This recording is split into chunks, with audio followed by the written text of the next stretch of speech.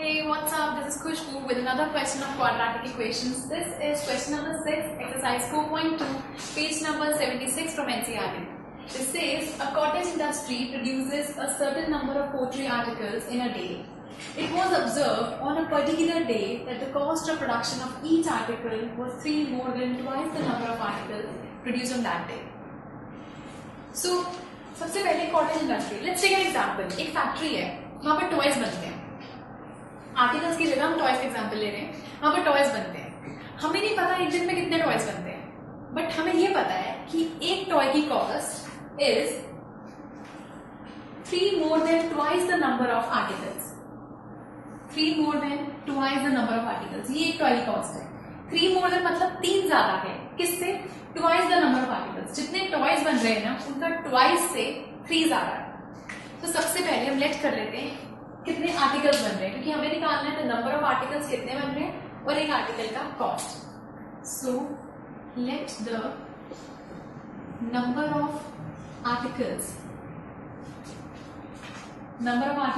Produced be X. क्योंकि हमें पता नहीं कितने आर्टिकल्स बन रहे हैं, तो हमने इलेक्ट कर दिया कि एक्स आर्टिकल्स बन रहे हैं, एक्स टॉयज बन रहे हैं. अब एक आर्टिकल का कॉस्ट ऑफ ईच आर्टिकल हमें कहा गया एक का कॉस्ट इज 3 more than 3 ज्यादा है. किससे? Twice the number of articles. Number of articles के ट्वाइस से, ये नंबर ऑफ आर्टिकल्स थे, उसके ट्वाइस से 3 ज्यादा है. मतलब फैक्ट्री में लेट्स सपोज अगर एक दिन में 100 वहां पे टॉयज बनते हैं, तो एक टॉय का प्राइस ट्वाइस से 3 ज्यादा है. मतलब ट्वाइस हुआ 100 का 200, उससे 3 ज्यादा, मतलब एक टॉय हो गया 203 रुपए का. तो यहाँ पर कुछ इस तरह से इक्वेशन दी है. अब हमें कहा जाता है कि the cost of production on one day, एक दिन पर टोटल कॉस्ट ऑफ प्रोडक्शन का जो खर्चा आया दैट वाज 90 एक दिन के लिए. सो एक दिन में जो आर्टिकल्स बन रहे हैं वो इतने बन रहे हैं, एक टॉय इतने का है. अब आप एक चीज देखो, अगर एक टॉय x रुपीज का है, आई मीन एक टॉय अगर 2x + 3 का है, और टॉयज कितने बन रहे हैं x, अगर हम इसको x से मल्टीप्लाई कर दें तो ये इक्वल आएगा 90 के. कैसे? क्योंकि cost of one article into number of articles is equal to total cost. अगर आपने 100 आर्टिकल बनाए हैं, 100 टॉयज बना रहे हो, अगर एक टॉय 50 रुपए का है, तो टोटल कितने के बन रहे हैं आपके? वो 5000 के. सो यहाँ पर यही अगर हमने 100 आर्टिकल्स बनाए होते, सेम वेज अगर नंबर ऑफ आर्टिकल्स मेरे पास x है और एक इतने का है, तो सब मिलाकर कितने का, उसको मल्टीप्लाई करके आ गया 90. इस जनरल इक्वेशन हमने पुट कर दिया. सो ये मल्टीप्लाई होगा, ये बनेगा 2x² + 3x is equal to 90. So 2x² + 3x - 90 is equal to 0. अब इसका करना है हमारे को मिडिल टर्म स्प्लिटिंग, इसकी वैल्यूज निकालनी है. सो 2x² को जब आप 90 से मल्टीप्लाई करते हो तो आपके पास आता है 180x² - 180x². अब 180 से आपको 3 लाना है. कैसे? अगर हम इसका एलसीएम लेते हैं तो ये आता है 2 9s 0 as it is, 2 4s 2 5s 3 1s 3 3 5s 5 1s. अब पेयरिंग करेंगे. पेयरिंग कैसे? 5 3s 15, 2 2s 4, 4 3s 12. तो 12 और 15 का पेयर हमारे पास बनता है. इसमें पेयर्स और भी बन सकते हैं, लेकिन आपको ये ध्यान रखना है कि आपको लाना 3 है.